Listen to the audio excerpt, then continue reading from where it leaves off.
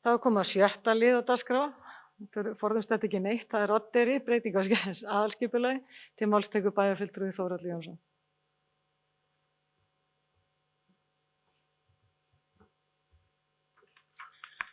Forseti, ágætu bæjarfulltrúar. Liður 4 í fundargerð skipulagsráðs frá 10. mars 2021, þar sem lögð var fram að lokinni auglýsingu tillaga breytingu á aðalskipulagi Oddeyranna ásamt innkomnum athugasemdum og umsóknum og tillögu að svörum. Meirihluti skipulagsráðs lagði til við bæjarstjórn að aðalskipulagsbreytingin yrði samþykkt, en málið var áður á dagskrá bæjarstjórnar 16. mars síðastliðinn. Og þar samþykkti bæjarstjórn að skipulagsbreytingin á Oddeyri færi í íbúakosningu. Í kjölfarið var gerð ráðgefandi könnun meðal íbúa sem fór fram dagana 27. maí til 31. maí síðastliðinn í þjónustugátt bæjarins. Í ljósi þessara könnunar að þá langar mig til þess að við kannski tökum smá umræðu þessa könnun, íbúakosningu, íbúakönnun, og bæjarfulltrúi Sóley Kóhanski komið upp hérna og gerir grein fyrir tölulegum upplýsingum þáttökuna og það. Og við tökum í kjölfarið umræðu þetta. En mig langar til þess að vísa málinu og leggja það til að við vísum málinu aftur til skipulagsráðs. Það er svona mín tillaga í dag. Þannig að bara ef við vildum ræða og taka það svo til afgreiðslu. Takk fyrir. Bæjarfulltrúi Þórhallur Jónsson lokið máli sínu. Næst tekur til máls bæjarfulltrúi Sóley Björk Stefánsdóttir.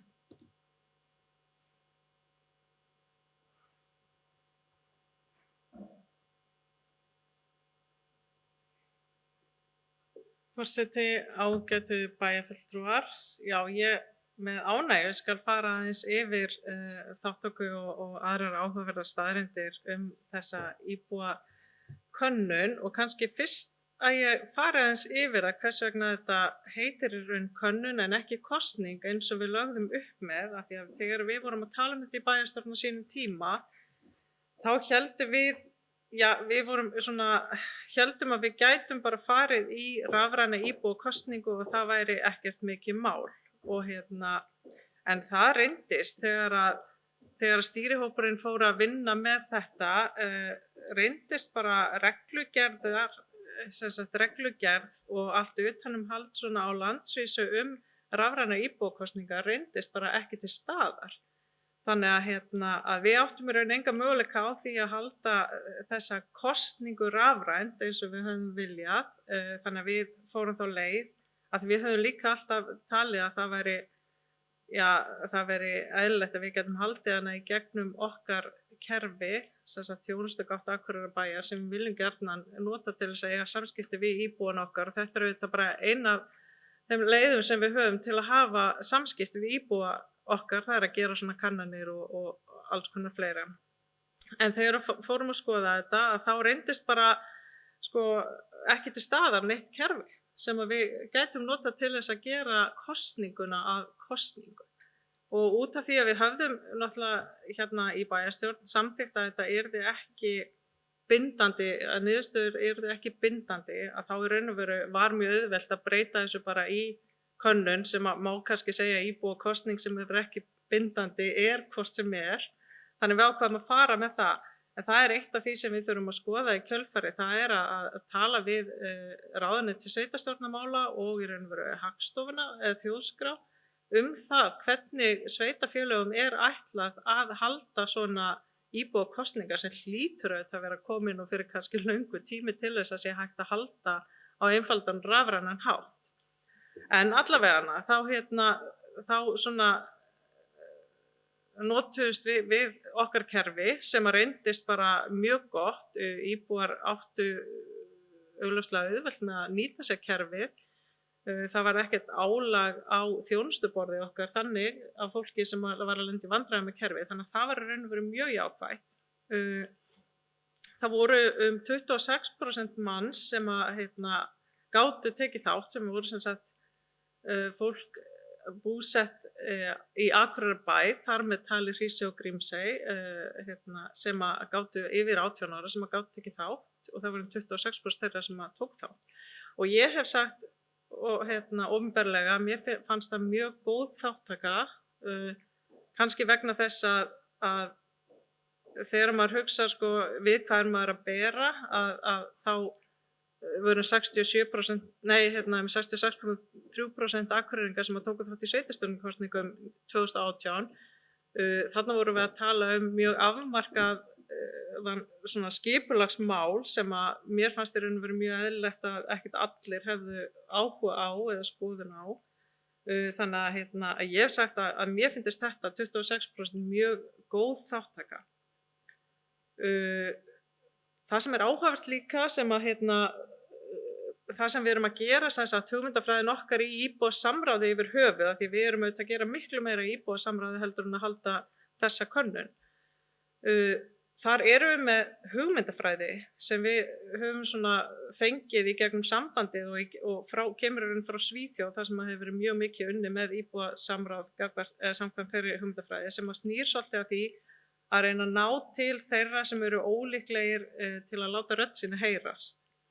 Og það sem við sáum, upplýsingar sem við fengum sko, að þegar við fengum upplýsingar eins og bara almennt í könnunum, þá var þetta að sjá svona ýmsar upplýsingar það fólk sem að tekur þátt, og þetta sjáum við ekki hverjir taka þátt og eða ekki. En þá það sko að 38 ára og yngri, ef maður ber saman við sko hversu hátt hlutfall af mannfjölda landsins á þessum aldri, að þá sem sagt þeir sem eru undir 39 ára, þeir voru svona ekki að taka mjög mikið þátt og eins þeir sem voru yfir 78 ára.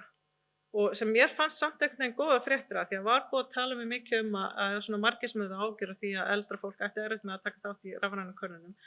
En sko það að 78 ára og yngri má segja, niður að 38 ára, þetta var fólk sem að greinilega tók bara mikið þátt í könnuninni þar að segja að maður horfir út frá hversu hátt hlutfall mannfjölda landsins þessar aldurshópar eru. Þannig að það fannst mér gríðarlega jákvætt. Og kannski má segja að þetta sé líka góð þáttaka þegar maður horfir til þess að það voru ekkert svona, þetta mál var búið að vera mjög lengi í umræðu í bænum, í pólitíkinu og utan pólitíkurinnar og má segja að það var sko ekkert mjög svona innan gæsalappa harkaleg umræða, það var ekkert mikið verið að takast á sjónarmið eftir að málið var komið af staði þetta ferli að það væri komið þessa könnun. Og eins út af því sem að við höfum nú mikið rætt hér í Pontu sem fjárhagsstaða bæjarins að þá ákváðum við að leggja ekki mjög mikinn pening í kynningamálin, þar að segja auglýsa þetta og kannski líka því að þetta var svona ákveðin tilraun til þess að bara hjá okkur til þess að athuga hversu mikill áhugi hjá bæjarbúum að taka þátt í svona. Þannig að nú höfum við það í hendi að mínum að fólk hefur töluvert mikinn áhuga á að taka þátt og þá kannski einmitt í kjölfarið þurfum við að huga því betur einmitt hvernig við komum svona könnun ef við ákveðum að gera það aftur eða bara því samræðu sem við erum að standa í, hvernig náum við í raddir þeirra sem eru ólíklegir til að taka þátt og það svona hluti af þessum lærdómi líka. Ég veit ekki hvað, ég hef svarað spurningum þetta ef einhverjar eru, en mér líst vel á þessa tillögu að vísa málinu aftur til skipulagsráðs af því að þar á þetta málu þetta heima fyrst og fremst og skipulagsráð þá ræði út frá þessum niðurstöðum sem komur þessari könnun hvað það leggur til við bæjarstjórn. Þannig að ég bara hlakka til að heyra ef þið hafi einhverju spurningar eða skoðanir. Það bæjarfulltrúi Sóley Björk Stefánsdóttir lokið máls sinni, næst tekur til máls bæjarfulltrúi Hilda Jana Gísladóttir.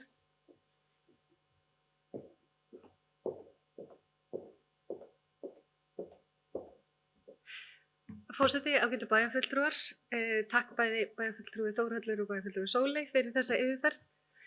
Mér langaði aðalega að koma upp og bara ræða örstutt varðandi skipulagsmálin hjá okkur. Þetta náttúrulega einhvern veginn algjörlega sjóðheitur málaflokkur hjá Akureyrarbæ og hefur alltaf verið einhvern veginn bara umdeildur málaflokkur og deilur og sjónarmið ólík og það virðist ekki allavega að vera svona þannig að við svona förum bara í léttan kaffibolla og leysum málin. og mér er búið að vera mjög áhugavert á þessu kjörtímabili að reyna að velta því fyrir mér, kannski sérstaklega vegna þess að ég hef aldrei pælt almennilega í skipulagsmálum held ég áður. Þetta var svona einhvern veginn málaflokkur sem mér fannst ég ekki hafa þekkingu á eða bara einhvern veginn ekki sterkar skoðanir á. En er búið að vera mjög áhugavert að kynnast honum og mér finnst ég svona smá saman vera að læra meira. Og það sem ég hef kannski mestan áhuga á er hvernig við gætum unnið betur bara almennt að skipulagsmálum og hvort að íbúa samráð með einhverjum hætti sé mögulega eitthvað sem við gætum tileinka okkur og nýtt okkur. Og þá er ég ekki að meina endilega íbúa kosningar, heldur bara almennt íbúa samráð. Ég hlustaði á mjög áhugavert viðtal á dögunum í samfélaginu og RÚV þar sem var að vera að ræða við hann Pál Lyngdal. En hann var að ræddu mikilvægi þess að hafa manneskjulegri nálgun á skipulagsmál. Og við höfum alltaf tekið alltaf þjónustukannanir, hversu ánægt eða óánægt fólk er með þjónustunni í bænum og reyndar á landsvísu og á landsvísu er skipulagsmál alltaf í neðsta sæti. Þetta er það sem að fólk er yfirleitt óánægðast með í hverju sveitarfélagi en við höfum því miður verið undir meðaltal íslenskra sveitarfélaga en á sama tíma erum við samt á töluvert betri stað en við vorum fyrir 10 árum síðan. Þannig að eitthvað er aðeins skárra og ég held að við getum gert jafnvel betur með því að skoða bara okkar verkferla. En talandi þessa manneskjulegu nálgun þá sagði hann Páll að mikilvægast af öllu ef að fólk vildi fara í það að nálgast þessi verkefni þannig væri að leita leiða til þess að það væri eins og hann lýsti þessu, þetta er svona eins og það sé risastór gjá, öðrum megin eru hönnuðir og fjármagnseigendur og hinum megin eru almenningur og jafnvel notendur viðkomandi húsa sem er að ræða eða rýma og bæjaryfirvöld hafi það hlutverk að reyna að mynda eitthvað skona brú fremur en að taka sér stöðu öðru hvoru megin við þessa umræddu gjá. Mér finnst þetta svolítið skemmtileg nálgun eða áhugaverð nálgun. Á sama tíma heyrum við í umræðinu skipulagsmál það geta aldrei allir orðið glaðir eða sáttir og auðvitað held ég að það sé líka alveg rétt á einhverju tímapunkti þar síðan bara að taka ákvarðanir. En hann var mikið að tala íbúasamráð með öðrum hætti heldur kosningar, setja hlutina fram með myndrænum hætti, eiga þessu samtali, við ná til ólíkra hópa ekki bara opna fundi þar sem kom einhverjum neginn svona 2 brjálaðir pólar og þannig að mér fannst þetta svona leiddi hugan minn af því hvað við getum gert betur af því mér finnst líka ofsalega mikilvægt þegar við sitjum í bæjarstjórn eða í skipulagsráði eða hvar sem fólk er. Hvernig getum við gert betur þar sem við sjáum einkennum það við gætum gert betur. Ég veit ekki hvort það er eitthvað sérstakt á Akureyri eða ekki, eða hvort það er hvernig við vinnum með málin, en bæjarbúum greinilega er ekki sama. Og mér finnst þessi svona þáttaka alveg sýna það. Það má örugglega deila það var þetta mikil eða lítil kosningaþáttaka, en þetta var ákveðin tilraun sem ég held að minnstakosti við lærum af og getum lært af og eigum einhvern veginn að nýta það tækifæri til þess að læra af því og hugsa hvernig getum við gert þetta betur fyrir alla. Það sem þetta svona ókosturinn við það að ætla að reyna að búa til þessa brú yfir þessa gjá er að það kostar bæði tíma og peninga og það er kannski það sem margir staldra við. Þú situr kannski og hugsar, mig langar bara að kýla uppbyggingu af stað og ekki hafa þetta allt svona ofboðslega þungt í vöfum. En íbúalýðræði og þetta samtal, teikningar, birta þær og svo framvegis með skiljanlegum hætti kostar bæði tíma og peninga. En ég allavega vona að við getum tekið það út úr þessu samtali og þessu ferli sem er í rauninni auðvitað bara held ég að við myndum flest þegar við horfum tilbaka vilja vinna það einhvern veginn öðruvísi. Að það sé einhvern veginn sameiginlegt verkefni okkur að horfa á það hvernig við getum gert betur og það sé okkar fyrst og fremst okkar leiðarljós að það sé fyrir almannahagsmuni að ná að vinna eins vel og við getum og án þess endilega ætlast til þess að það verði allir bara í kærleiksbánsa knúsi það skipulagsmál á Akureyri, það er kannski óraunhæft markmið og þannig að það er svona kannski það helsta. Mér líst vel á að skipulagsráð fái bara málið aftur til umfjöllunar og kannski með þessum vangaveltum líka bara, hvað lærum við af þessu, hvað getum við skilið eftir okkur fyrir næstu bæjarstjórn þegar það eru erfið skipulagsmál, er einhver lærdómur sem við getum skilið eftir okkur Og hvernig myndum við til dæmis gera þetta ef við værum að gera það aftur? Síðan kannski það sem mér finnst líka skipta að lokum óbúslega miklu máli að það eru svona takmarkaðir fjármunir og takmarkað starfsfólk hjá skipulagssviði og það eru töluvert mörg verkefni sem eru mikilvæg, sem eru svona innan gæsalappa low hanging fruit sem að gætu verið hluti sem gætu farið mjög hratt og örugglega af stað og meðan aðrir þurfa kannski aðeins að fá meiri vinnu og undirbúning. Að við myndum fókusa á að klára þau mál svo áður hefur komið fram skipulags til dæmis að leysa skipulagið á horninu á móti Ólís þar sem að krónan að koma núna. Það gerir það verkum að það uppbygging en við þurfum kannski bara stóra málið hvað getum við lært af þessu, hvernig getum við gert þetta betur þannig að við náum í meiri sátt án þessum þurfa endilega að vera algjör að gera betur. Takk. Og bæjarfulltrúi Hilda Jana Gísladóttir loki máli sinni, næst tekur til máls bæjarfulltrúi Guðmundur Baldvin Guðmundsson.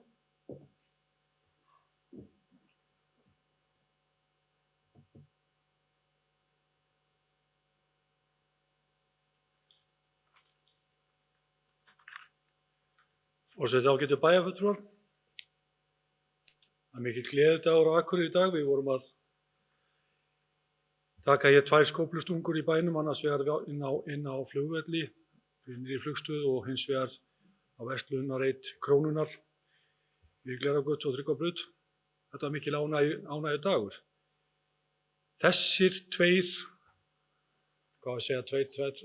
máli hafa tekið mikinn tíma og í skipulagsmálum og meðal annars sérstaklega reiturinn, svokallaða Krónureitur sem hefur velst í bæjarkerfinu í mörg ár og tekið held ég eins og skipulagsstjóri sagði við mig í morgun, þetta mál fekk fyrst númer 2014. Nú 7 árum síðar erum við að sjá eitthvað gerast á þessum reit. Það segir okkur kannski að skipulagsmáli eru erfið og flókin. Það var þannig að við ákváðum að fara í íbúakosningu og það var sett inn í samstarfssáttmála hjá okkur á sínum tíma og það fór síðan hér í gegnum kerfið, við samþykktum þetta hér í bæjarstjórn 10. mars og samhljóða en síðan í rauninni breyttist ýmislegt í ferlinu og á þeim fundi það sem að íbúakosningu var samþykkt í 20. apríl síðastliðinn þá greiddi ég ásamt Hlín Jóhannssyni fulltrúa Miðflokksins og Gunnfríði Hreiðarsdóttur sem var að bæjarfulltrúi Framsóknarflokksins. Við greiddum atkvæði gegn þessari íbúakosningu og töldum ekki ástæðu til að fara í hana og vildum bara vísa málum til komandi bæjarstjórnar. Það hefði þýtt í rauninni að aðalskipulag hefði bara verið óbreytt og við værum að vísa því og láta bara vinnuna koma yfir næstu bæjarstjórn. Maður veltur aðeins fyrir sér, þarna við þegar bæjarfulltrúi Hilda talaði það hvort að við í rauninni, hvernig við ættum að innan nálgast þetta betur, þá veltur maður fyrir sér á hvaða tímapunkti best að gera slíkar kannanir. Ég meina, nú erum við að tala aðalskipulagsbreytingu á þessu svæði, þannig að við erum að byrja á því að hleypa inn þá stærri byggð sem að síðan á eftir að koma í deiliskipulagsbreytingu. Á hvaða tímapunkti best fyrir bæjarbúa að átta sig á því hvernig þetta kemur allt saman inn á svæðið. Allt þetta byggt á mjög óljósum hugmyndum.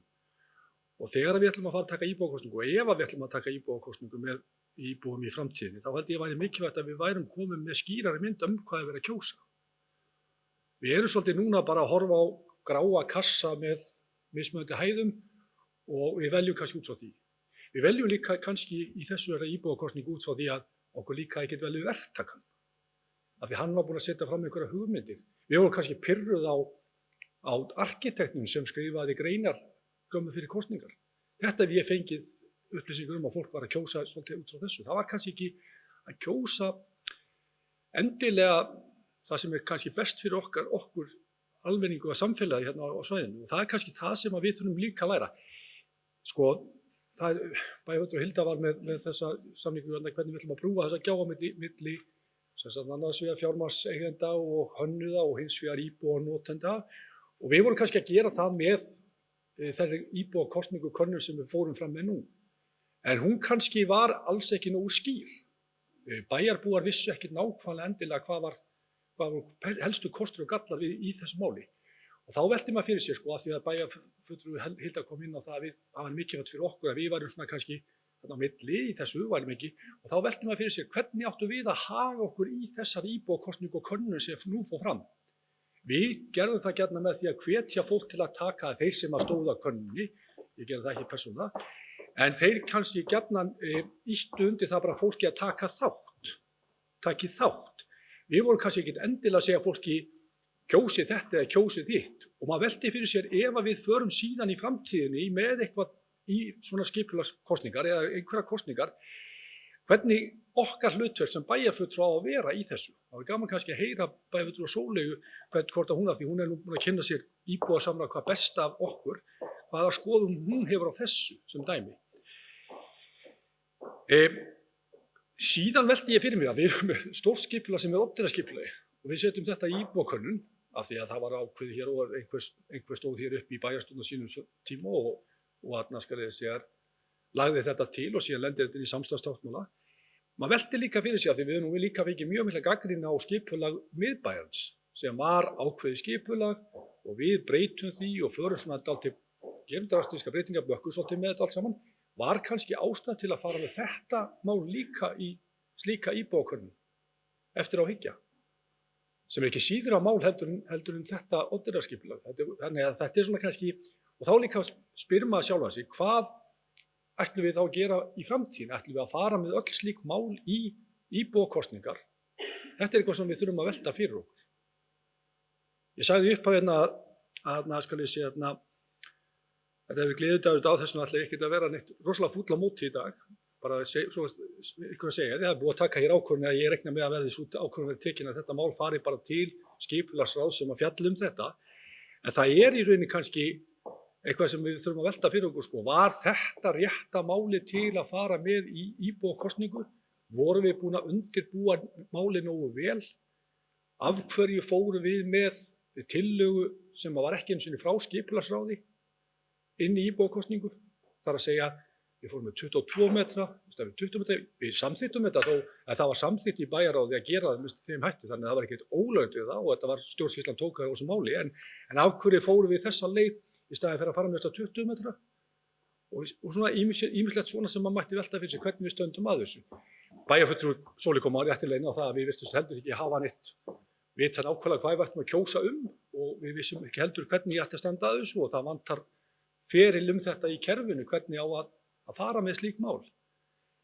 En auðvitað er þannig að þegar við tökum svona íbúakosningar og lendum í þeirri stöðu sem að meirihluti vildi, það er að segja 80% kosningabærra, völdu þetta, það var 26% kjörsókn og auðvitað getur maður sagt að það voru 82% sem tók ekki þátt eða voru á móti. Við gætum alveg leikja okkur þannig, ég ætla samt ekki að gera það. Það var mikill meirihluti þeirra sem kusu voru á þessari skoðun. En það var kannski bara alveg einsýnt vegna þess að það er bara þannig að maðurinn í næsta húsi við mig, hann bara hugsaði, mér kemur þetta ekkert við, ég hef engan áhuga á þessu.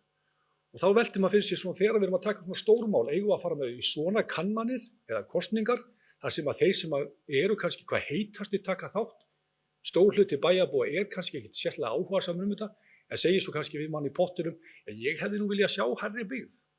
En af hverju tókstu ekki þátt? Mér fannst þetta skiptir mig engu máli. Þannig að við þurfum eitthvað aðeins að velta þessu fyrir. Þess vegna segi ég, ef við erum að taka stærri ákvarðanir, eigum við þá að láta það fylgja til að mynda kosningum, hefði verið sniðugt að reyna að koma þessu inn í alþingiskosningar, bara láta kjósa þetta þar, þannig að við þá fengi kannski 60% kjörsókn í staðinn fyrir 26, bara spyr. Þannig að það er ýmislegt svona sem að ég held að við verðum að læra af þessu og ég er alveg sannfærður um það að bæjarfulltrúi Sóley sem hefur nú eins og ég sagði, kynnt sér þessi mál hvað best að hún mun alltaf stýra þessum málum áfram fyrir okkar hönd og hún hefur ekki síður en við öll hinn lært af þessu og er kannski búin að koma með einhverja lausnir á þessu sem ég hef verið að velta hér upp. En öðruleyti þá styð ég bara þó þessa tillögu, en ég ætla aðeins að benda þó á af því að hér var talað íbúasamráð og hvernig við ætlum að standa að þessu. Ég veit nú ekki betur en skipulagsráð sé pínu til að læra þessu. Það var aðeins kannski bara bakka tilbaka. Það var töluvert mikið samráð oddvitaréttinn, engu að síður. Þetta var mjög mikið kynnt og gert mikið úr þessu. Þannig að ég held að við höfum svona kannski auðvitað, kannski svolítið skrið, en núna erum við þá líka að stíga ennþá lengri skrið þar sem við erum með íbúasamráð í Kollugeirshaga sem að ég held að sé bara mjög gott. Þar fær fólk á fyrstu stigum að koma inn með sjónarmið og væntingar og það kannski þetta að vinna með það. Þannig að ég held að við séum alltaf að læra og einhver sagði hér í umræðinu áðan að við þurfum kannski að koma þessum áfram og gera þannig að næsta bæjarstjórn taki við betri svona verklagi, þá held ég að það sé bara henni góða. Takk. Það er bæjarfulltrúi Guðmundur Baldvin Guðmundsson lokið máli sínu. Næst tekur til máls bæjarfulltrúi Andri Teitsson.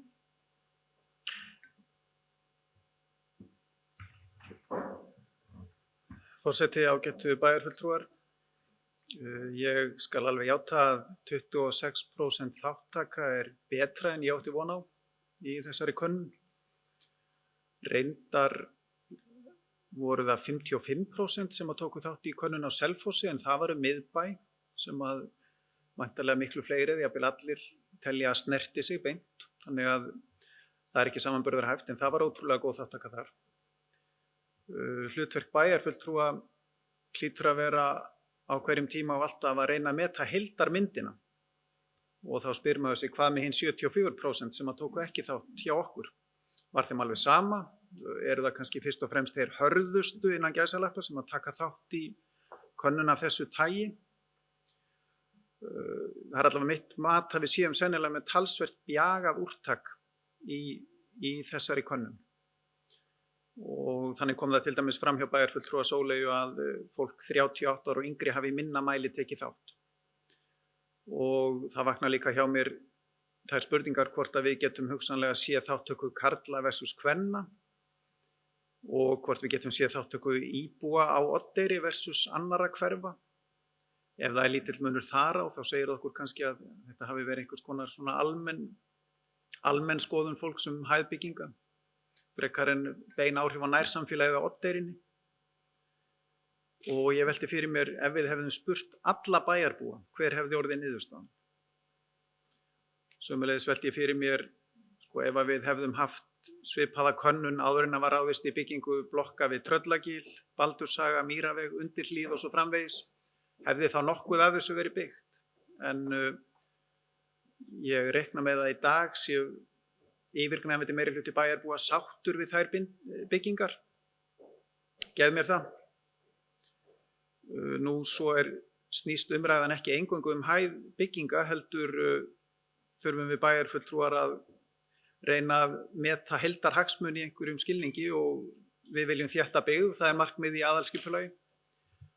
Með því viljum við styrkja skólan í þessu tiltekna hverfi til dæmis. Við viljum styrkja strætókerfið með að dreifa okkur ekki út víðan völl. Við viljum einfalda snjómokstur og minnka kostnað við gatnagerð. Þetta þurfum við allt saman að meta bæjarfulltrúar þegar ákvarðanir eru teknar. Og svo hugsun vaknaði hjá mér bara núna á fundinum hvort að símakönnun myndi hugsanlega gera okkur bara meira gagn heldur en kosninga eða könnun af þessu tagi. Myndi færa okkur nær því að fá þverskurð af skoðun fólks með því að velja af handahófi úr íbúaskrá, til dæmis 1000 manna úrtaka. Ég held að 500 væri nóg. Þá myndum við ná til allra aldurshópa þeirra sem yfir höfuð eiga síma. Jafnvel, örugglega unga fólksins og jafnvel líka fólks yfir 78 ára aldrei einhverju tilvikum. Og við myndum ná í fólk alveg burt sér frá hvaða fyrirframgefnu afstöðu það hefur til málsins. Og fólk þyrfti ekki að hafa fyrir því að taka þátt, sem að augljóslega held ég veldur töluverðri bjögun á okkar úrtaki eins og þessi könnun var gerð. Þannig að ef við myndum hafa frumkvæði að því að velja úrtak fólks, þá held ég að við fengjum sennilega betri niðurstöðu. Og ef við hvort þið ekki að tala bindandi kosningu, þá það alveg nógu lýðræðisleg og góð aðferð og sennilega bara ennþá betri að við veljum úrtaki. Takk. Bæjarfulltrúi Andri Teitsson lokið máli sínu. Ég ætla að biðja varaforseta að taka við stjórninu og gefa mér orðið. Bæjarfulltrúi Halla Björk Reynisdóttir tekur til máls. Forseti, ágætu bæjarfulltrúar. Málið sem núna liggur fyrir fundinum tillögu skipulagsráðs, þar sem var farið einhver svona málamiðlaleið eða málamiðlun, það var gerð tillaga við að lækka töluvert hæð í bygginga og svo festa byggingar við grannfélagshúsið í 4 hæðir. Og ég get tekið undir með formanni skipulagsráðs að það sé kannski bara venlegast fyrir okkur að vísa þessu til skipulags aftur til umræðu eftir þessa íbúakosningu til þess að meta bara, þú veist, hvað erum við að tala. Það er að segja núverandi skipulag versus þessa tillögu sem skipulagsráð sendi til bæjarstjórnar og hvaða áhrif hefur þessi kosning á það í sjálfu sér. Af því að það við sendum þetta í kosningu til þess að geta mjakað okkur svona nær einhverju niðurstöðu í málinu. Þú reyna að finna út hjá bæjarbúum, þú veist, einhvern vilja. Og það er það sem við erum að reyna að meta einmitt með þáttökunni eins og bæjarfulltrúi Andri Teitsson kom hérna inn á, þú veist, hvernig á maður að líta á þetta, þú veist, það er hægt að horfa á þetta frá ýmsum sjónarhornum og hvaða leið er best og ég get kannski tekið undir að, þú veist, mögulega hefði verið bara betra að fara í einhvers konar símakönnun, þú veist, við hefum náð til meiri slembi úrtaks, skulum við segja, þarna kemur fólk væntanlega sem tekur þátt, er það sem hefur kynnt sér málin og eins og bæjarfulltrúi Hilda hérna kom inn á, þú veist að eins og hún nefndi að þegar hún kemur inn í bæjarstjórn þá þetta er kannski málflokkur sem hún svona síst kannski sett sér inn í og skipulagsmál eru bara tölvist flókin, maður heldur í mig, þú veist, og ég tek bara undir með henni að þegar maður byrjaði, þú veist, þá veist maður, já, það er ekki bara hægt að gera þetta svona og er ekki hægt að gera þetta hinsegin og það er bara alls konar lög og reglur og sko umgjörð sem kemur í veg fyrir að þú getur ekki einmitt bara gert svona eða hinsegin í skipulagsmálum. Það er bara, þetta er flókið ferli og það er meira en að segja að setja sig inn í það. Og ég held að við ættum sko að læra, reyna að draga allt í lærdóm af þessu ferli öllu saman. Við förum á stað auðvitað með góðan vilja til þess að reyna að koma einhverju uppbyggingu af stað á Eyrinni og þar lá fyrir tiltölulega nýtt aðalskipulag sem var nýtt samþykkt og ekkert var svona fyrirsjáanlegt að einhver ætlaði að fara af stað með það skipulag tilbúið, skiljið. Og þá var einhver svona hugur hjá bæði bæjarfulltrúum og mögulega fjármagnseigendum eða verktökum eða hönnuðum og svo framvegis að við gætum gert þetta með því að mögulega hækka íbúðabyggðina örlítið eða mikið og hversu langt getum við komist og bara þetta fara að kanna hérna hvað gefur bara þetta svæði möguleika á, þú veist, er hægt að vegna flugsins og svo framvegis, allir þættir kannar og ég held við höfum unnið þetta mál að mörguleiti vel þar að segja að það var haft mikið samráð við hina ýmsu aðila og bæjarbúa meðal annars og kynningafundir og svo framvegis og síðan verður bara hérna svona fer af stað einhver kynning á einhverjum húsum sem fólki líka ekki svona almennt held ég bara svona í bænum og við náðum aldrei einhvern veginn að vinda ofan af því og við náðum ekki heldur með þessari íbúakönnun þar að segja við réttilega eins og bæjarfulltrúi Sóley Björk kom inn á þá ákvaðum við að setja ekkert allt of mikið fé í kynningamálin sem kannski gerði að verkum að við vorum ekki að útskýra nógu vel fyrir bæjarbúum sem að finnst kannski skipulagsmál frekar flókin, hvað eru að tala? Hver er munurinn á þessu og hinu og sýna fram á þú veist hvað gerir núverandi skipulag og eins og í núverandi skipulagi segir en náttúrulega þetta hvort ég slögt á sér hérna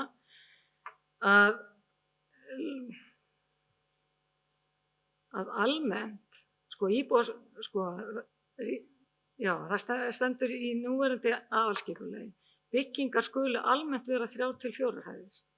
Einstaka byggingar geti verið hærri en 4 hæðir og virka sem kennileiti í bænum. Og hvað þýðir það? Geta það verið 10 hæðir?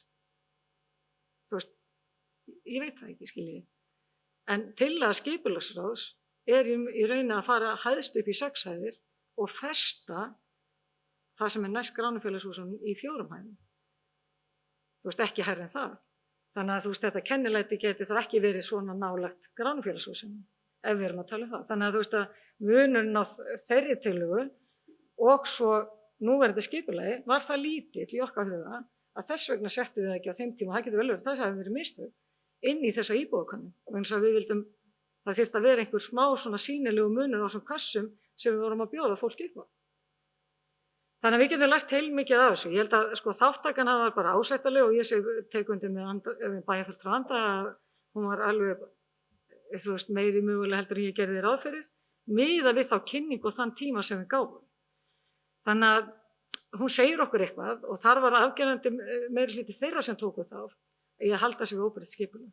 Og nú held ég að sé bara fínt og ég tek undir með tillögu þá formannsins að vísa þessu til frekar umræði í skipulags og svo fáum við þetta þá aftur til okkar og tökum endalega í ákvörðun. En varðandi skipulagsmálin sko almennt að ég man nú bara eftir og maður velti fyrir sig sko hvað eins og bæjarfulltrúi Andri taldi hérna upp nokkur verkefni sem eru búin og einhvern veginn hefðu kannski ekki farið í gegn ef að við hefum sett það í íbúakosningum og þetta veit maður ekkert fyrirfram.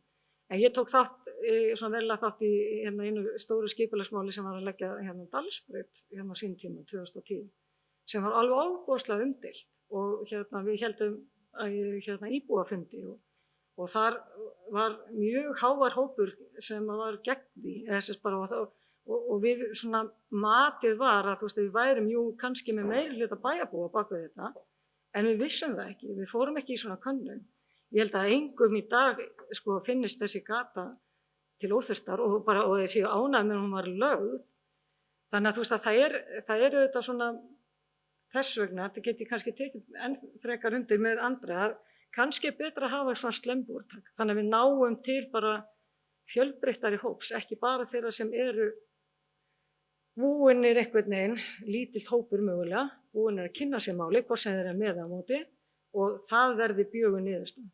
En ég segi bara, í mínum huga, þá færði þessi íbókanir þó ég vilja mögulega byggja herra, það heldur en hún sýnir.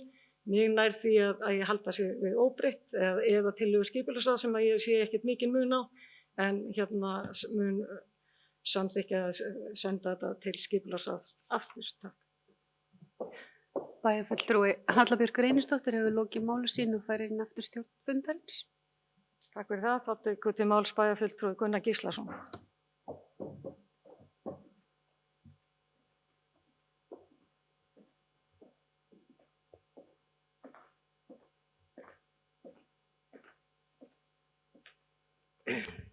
Forseti, ágætu bæjarfulltrúar. Ég er alveg handviss það að þessi 37% sem sátu heima í síðustu sveitarstjórnarkosningum þeir hefðu kosið Sjálfstæðisflokkinn. Og þá væri við með hreinan meirihluta. Þetta er mjög bjöguð kosningaþátttaka. Ég held að við séum að gera úlfalda úr mýflugu hérna. Málið er það að þeir taka þátt í kosningu sem vilja taka þátt í kosningum, hafa skoðun á málinu og fara á kjörstað eða opna tölvuna og taka þátt.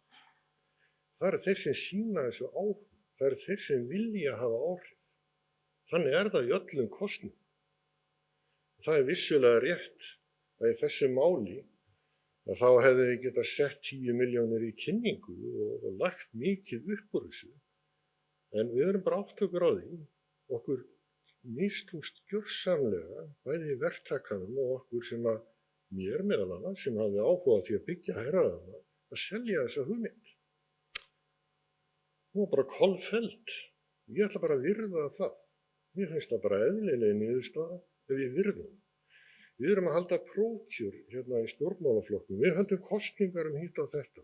Við erum kannski með 18, 20, 30% þáttöku. Okkur þetta ekki hug að fara að velta okkur upp úr því hvort að það sé bjöguð þáttaka í þessum kosningum eða ekki. Við bara virðum niðurstöðuna og höldum áfram. Þannig að mér finnst þetta í raun og veru bara að liggja mjög ljóst fyrir. Ég ætla hins vegar að styðja þá niðurstöðu eða þá tillögu að þetta fari aftur inn í skipulagsráð til umfjöllunar. Menn bara taka þá einhverja ákvörðun þar að koma með hér inn. Ég ætla að virða þessi niðurstöðu vegna þess okkur mistókst þetta gjörsamlega. Svo er spurningin þessi, á að setja allt í íbúakosningar? Nei, ég held að sé bara engin þörf á því. Ég velti fyrir mig til dæmis muninum á því hvernig þessi tillaga var framsett og meira að segja aðra sem að hafa komið hérna fram nýlega í samanburði við það sem gerðist hérna á Austurbrúarreitnum. Nú er verið að auglýsa deiliskipulagstillögu þar breytingu sem þýðir hækkun á húsum. Ég veit ekki til þess að það komi einasta athugasemd við þá deiliskipulagsbreytingu og við getum veltið fyrir okkur af hverju. Er það að því að það var virkilega lögð vinna í það að undirbúa þá tillögu, koma fram með tillögu sem átti vísun inn í sögu Akureyrar, vísun inn í umhverfið okkar. Það var tekið tillit til ákveðinna sjónrænna áhrifa og menn bara seldu þessa hugmynd. Það er bara alveg heiminn og haf þarna á milli. Þetta kannski eitthvað sem við þurfum að fara að læra af í skipulagsvinnunni og ég held að verktakar ættu að taka þetta þvílitinu til sín ef þeir vilja gera breytingar á deiliskipulagi eða aðalskipulagi. Þeir gera það þá með þeim hætti að koma fram með tillögur sem eru svona í einhverju samræmi við það sem að liggur fyrir og menn svona geta síðan að það geti fallið að því umhverfi sem að í kringum. Ég held að það sé bara allt í lagi að velta þau fyrir sér. Ég var bara frekar skotin í þessum hugmyndum seglin þarna niður á Eyri, bara persónulega. Ég ætla ekki að láta það trufla mig í þessari afstöðu. Ég bara er búin að taka ákvörðun á það. Ég virði þessa niðurstöðu. Þetta var miklu meiri kosningaþáttaka eða könnunarþáttaka en ég átti von á og mér fannst bara niðurstaðan mjög hrein og klár. Takk. Það er bæjarfulltrúi Gunnar Gíslason lokið máls sem ég ætla að biðja varaforsetann að taka við stjórnunni og gefa mér orðið. Bæjarfulltrúi Hallabjörg Reynisdóttir tekur til máls. Forseti, ágæti bæjarfulltrúi, ég glemdi aðeins áðan.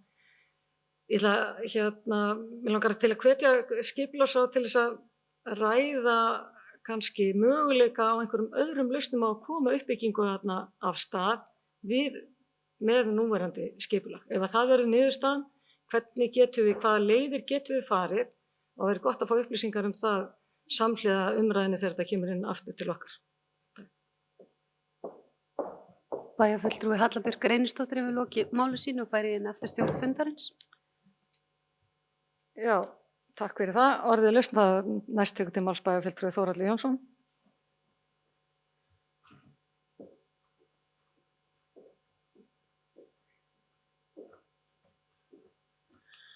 Forseti, ágætu bæjarfulltrúar, nú gleymdi ég gleraugunum, þannig að ég verður svona að gera þetta aðeins eftir minni. Það eru nokkur atriði sem ég langa að koma inn á í þessari umræðu. Ef við byrjum bara á að þakka ykkur fyrir góðar umræði hérna sem hafa farið fram í varðandi þessar könnun. Takk kærlega. En það sem er að bæjarfulltrúi Andri sagði eiginlega allt sem ég vildi sagt hafa. Þannig að þetta var bara þakkaði kærlega fyrir. Ég er bara alveg sömu skoðunar og þú í þessu máli. Eitt af því sem kom ekki fram hérna, að húsið sem við erum í núna, hefði aldrei verið byggt ef við höfum farið í íbúakönnun. Það er alveg ljóst. Akureyrarkirkja hefði aldrei verið byggð ef það hefði verið farið í íbúakönnun. Við skulum átta okkur á þessum staðreyndum í málinu, þannig að það eru alltaf einhverjir háværir hópar og þó svo að 14% bæjarbúa sé á móti því að verið byggt upp í Lofteyri og Oddeyri, þá lít ég ekki þannig á að það eigi ekki að byggja upp í Lofteyri. Það er bara ekki þannig. Og 26% þáttaka hefur fólk engan áhuga á skipulagsmálum. Ég er bara svektur. Ég vilja fá 50% þáttöku. Mér finnst það bara geggjað, skilur, og ég skil ekki að fólk geti ekki haft og hafi ekki meiri áhuga á nærumhverfinu það að geti ekki, þetta eru 2 smellir í símanum að taka þátt í þessari könnun. Ég er bara mjög svektur og ég held að símakosning hefði gefið okkur allt aðra niðurstöðu í þessu máli. Varðandi þjónustu skipulagsráðs að þá hefur það í skoðanakönnunum verið að skána og við erum með frábæran skipulagsstjóra. Maður sem er mjög lausnamiðaður og ekki hægt annað en að hæla í hástert. Pétur Ingi er bara að vinna rosa fína vinnu og ég vil meina að þjónustan sé stórbætt inn á skipulagsráði. Það sem við erum að gera nýtt núna með betraisland.is, við erum að gera nýtt hverfi hérna út í Kollagerðishaga og við fórum inn í betraisland.is og óskuðum eftir tillögum frá íbúum og það komu 34 tillögur. Það er svekk. 34 tillögur. Ég vilja fá 123. Ekki 34. Og þess megna þessum tillögum er bara nákvæmlega í samræmi við þá stefnu sem að þessi vinnuhópur er með. Þannig að því ber að fagna að vinnuhópurinn á réttri leið með við þær tillögur sem bárust. Þannig að mér finnst það frábært samráð. En ég var svekktur með þátttökuna, ég skal alveg viðurkenna það. Og ég var svekktur með þátttökuna í íbúakosningum, ég skal alveg viðurkenna það. Hvað meira? Já, ég held að þessi komið svona mestu leyti. Herra, takk fyrir. Það er bæjarfulltrúi Þórhallur Jónsson. Lokið máli sínu næst tekur til máls bæjarfulltrúi Hlynur Jóhannsson.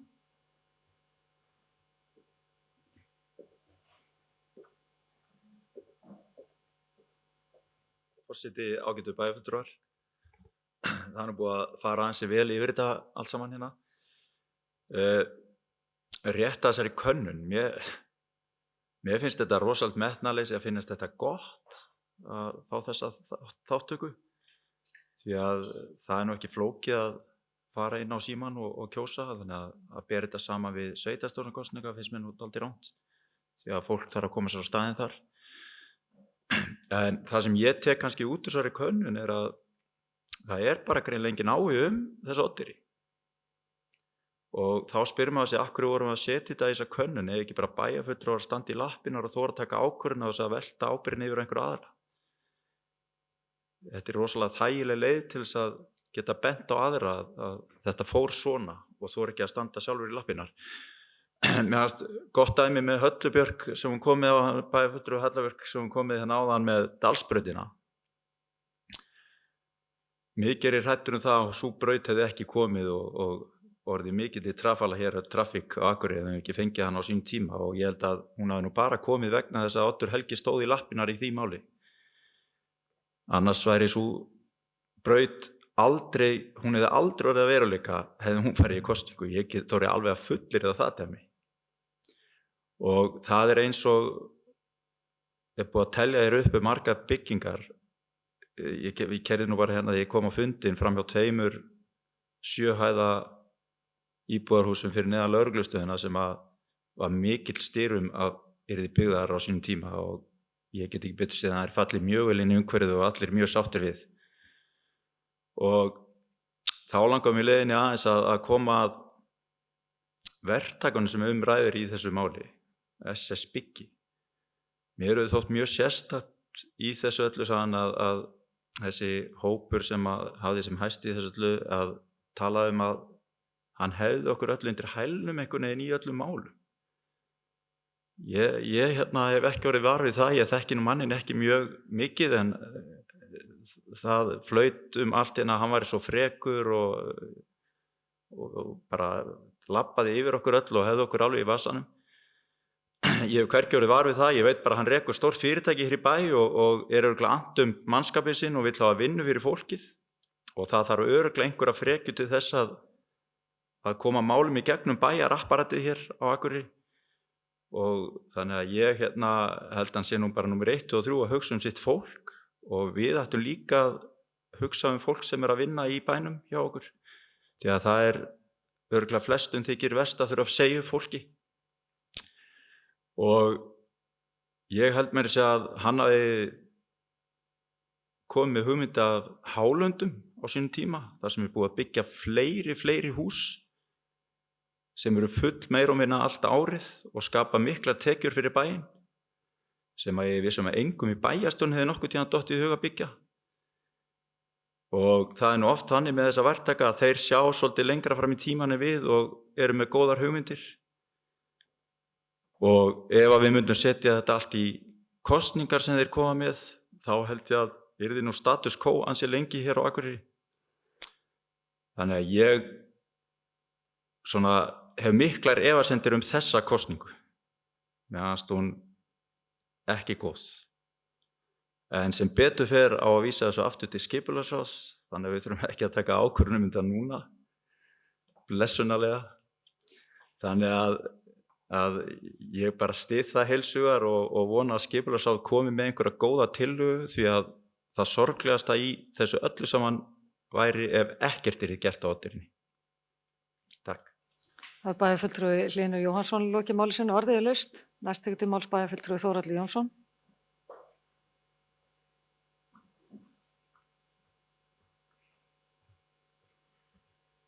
Forseti, Ágætu bæjarfulltrúar, þetta bara eitt atriði þannig að ég þarf ekki gleraugu núna, en ég langaði upplýsingu það að það verið að vinna í 2 þéttingarreitum á Oddeyrinni sem vonandi geta farið fljótlega í uppbyggingu. Þannig að við sjáum eitthvað gerast, þó að við sjáum þennan reit ekki farið í uppbyggingu alveg strax, að þá eru 2 aðrir reitir sem að við ættum að geta hort til og þeir gætu farið í uppbyggingu á næsta ári. Það er bæjarfulltrúi Þórhallur Jónsson lokið máli sínu orðið laust. Sem fleiri næst tekti máls bæjarfulltrúi Sóley Björk Stefánsdóttir.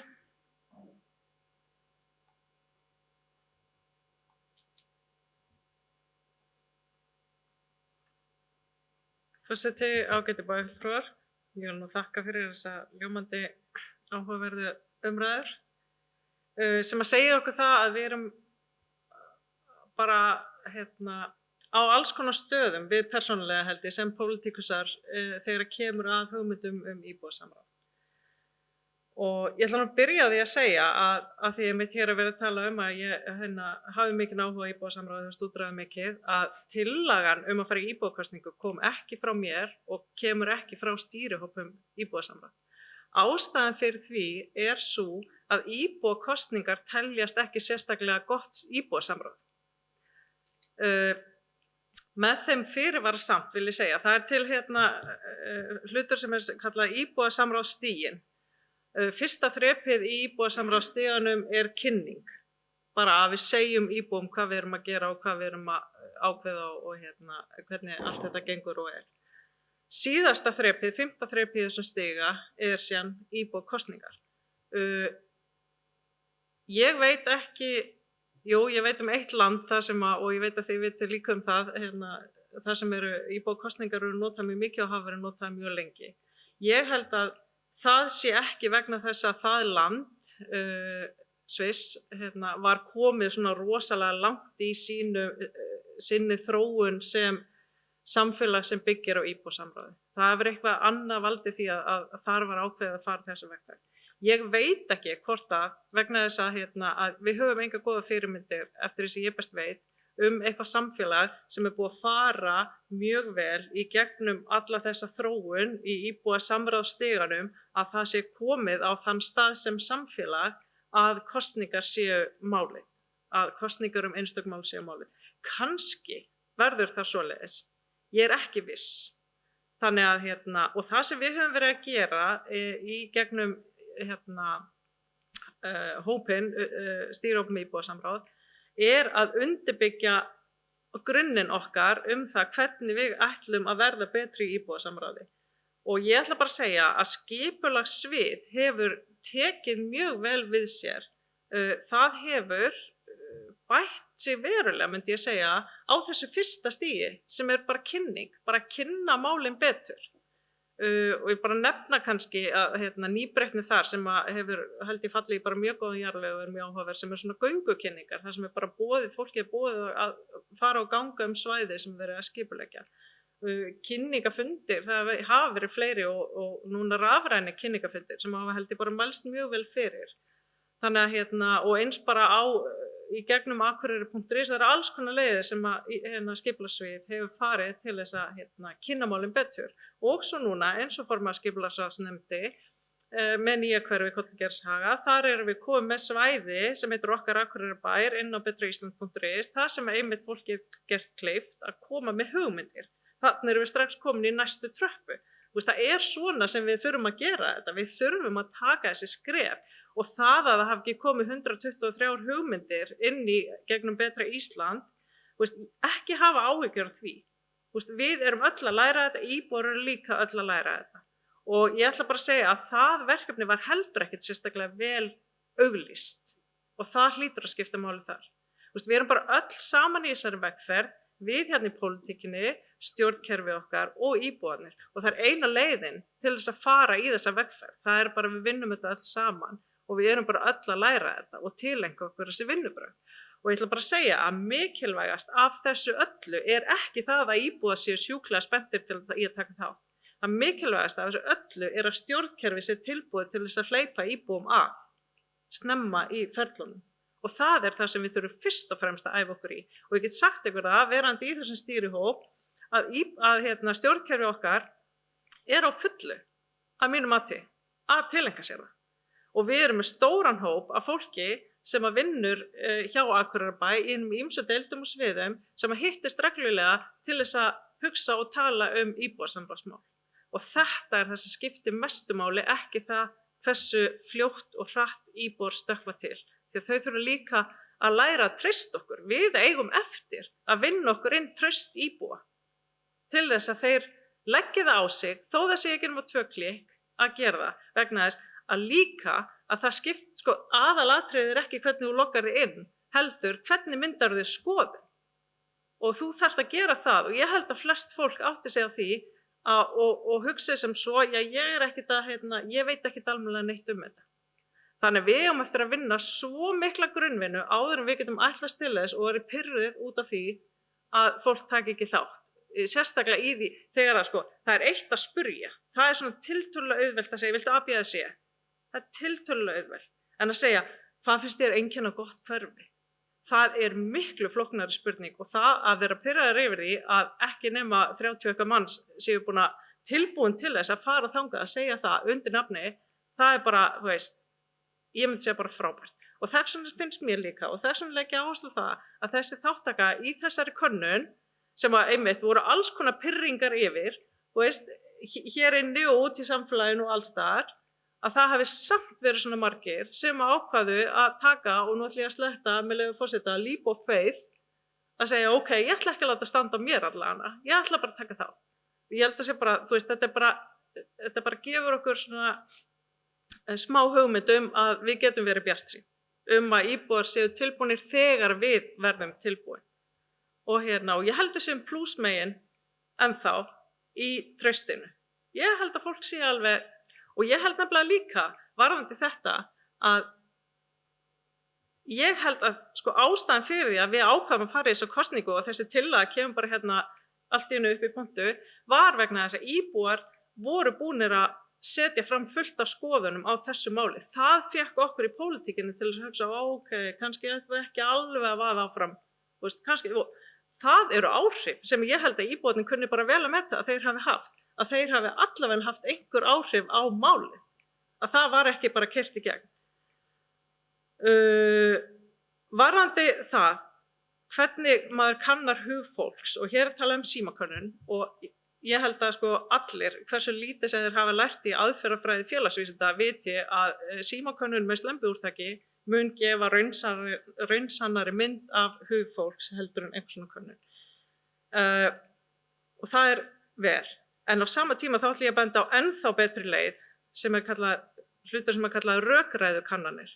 Þá slembivelur þú fólk, þú færð það til þín, setur það niður, útskýrir málin fyrir þeim, leyfir fólki að rökræða, þá fyrst fólk fullkomlega tilbúið til þess að taka afstöðu. Og þetta bilið sem við þurfum að brúa, það það að hvernig fáum við fólk frá því að vera með einhverja svona afstöðu þar sem að það bara sveiflast eftir vindi jafnvel eða hvað frænda mínu finnst eða bara eitthvað. Yfir því að vera með mjög vel ígrundaða og afstöðu sem byggir á staðreyndum. Og talandi staðreyndir, þá ætla ég bara að vara við því að við sem að fara í einhverja vegferð að kalla hugleiðingar hvort að Akureyrarkirkja hefði verið byggð eða þetta farið í íbúasamráð, að kalla það staðreyndir, það bara ekki boðlegt í svona umræðu, finnst mér. Mér finnst við verða að vanda okkur aðeins, af því að, enn og aftur, ég ætla bara að leggja áherslu á það, að það okkar að byggja þennan grunn sem við ætlum að byggja íbúasamráð á. Og hvert kjörinna fulltrúa, hlutverk kjörinna fulltrúa í svona kosningu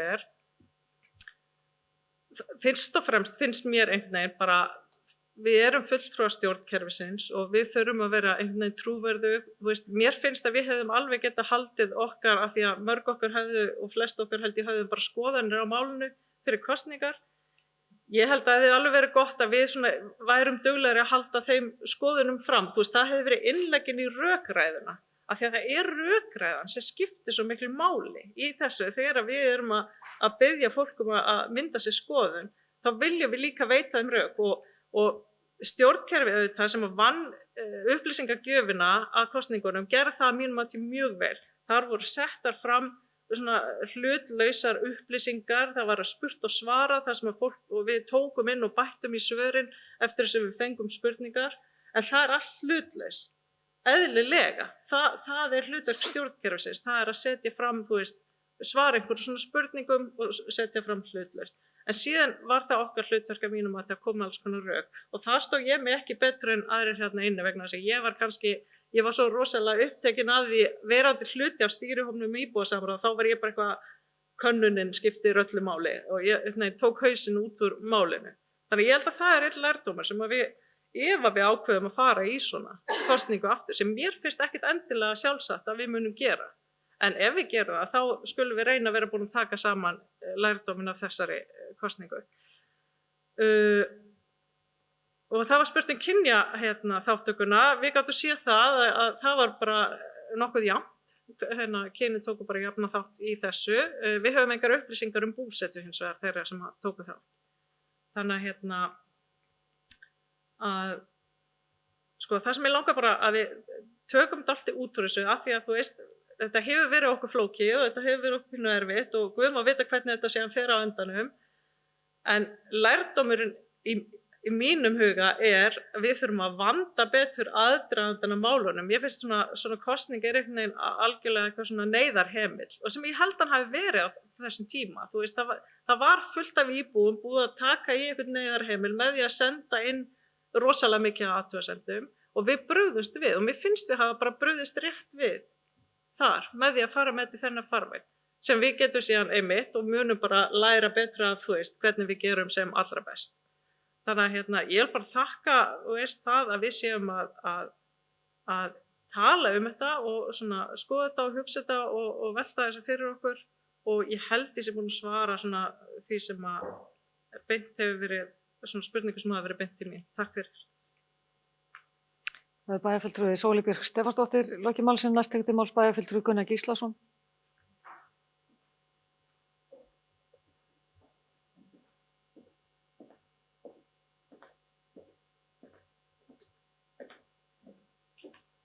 Forseti að geta bæjarfulltrúar, ég held ég verða að koma upp og segja að það var ég sem bar þessa tillögu fram svo að það sé ekki verið að halda að það sé bara einhverju hérna þessa kosningu á sínum tíma.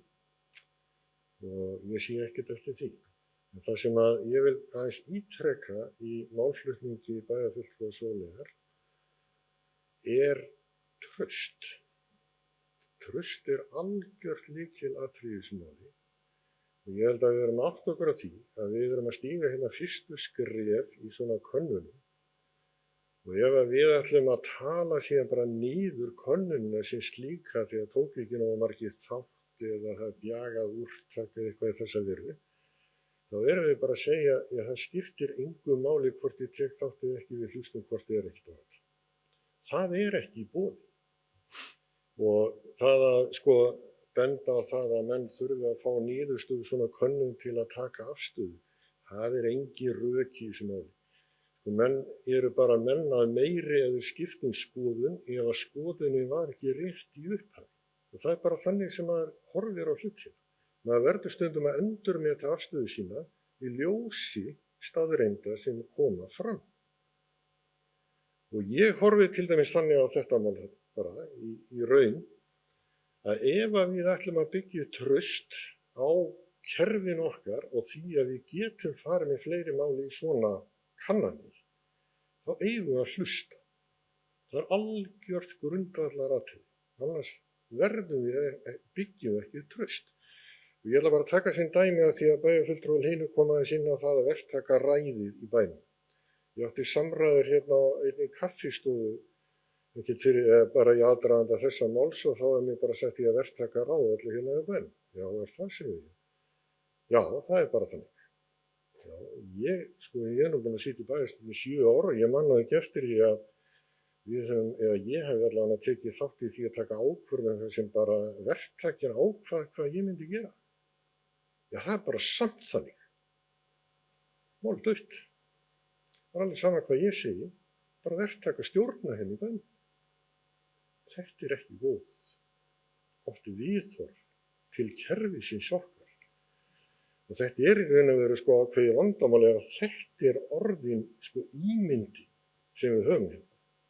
Verktakar hafa oft komið með flottar hugmyndir og ég vil taka það fram að því að bæjarfulltrúi Hlynur nefndi SS Byggi hérna. SS Byggir og Sigurður forstjóri þar hafa komið oft fram með bara fínar hugmyndir og gert þar að veruleika.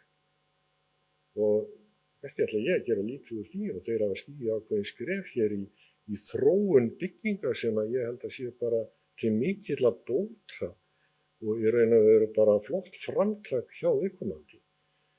En menn hitt ekki alltaf naglan á höfuðið. Það er bara þannig. Og stundum bara feila menn illa og menn gerði það mínum að í þessu tilviki og það þarf bara að vanda líka þessa vinnu miklu betur. En traust lykil atriði þessu máli. Takk. Það er bæjarfulltrúi Gunnar Gíslason lokið máli sinni, orðið er laust. Næst tekur til máls bæjarfulltrúi Guðmundur Baldvin Guðmundsson.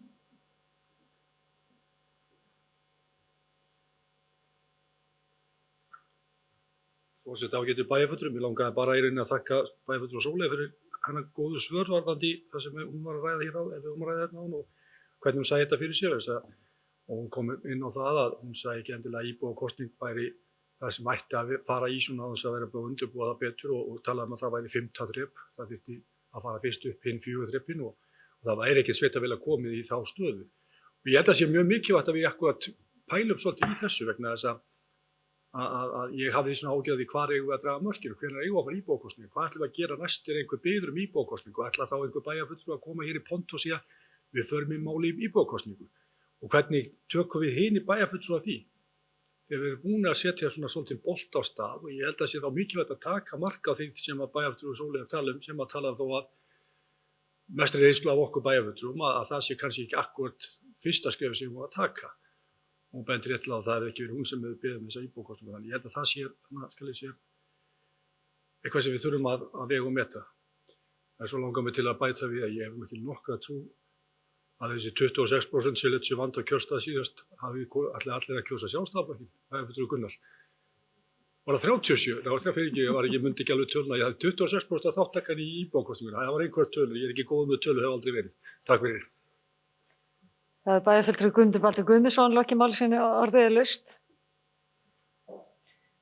Þessi fleiri hafa ekki hvað því hljóðs þess að geta samþykkt að vísa málinu til skipulagsráðs aftur, gefur merki. Það eru 11.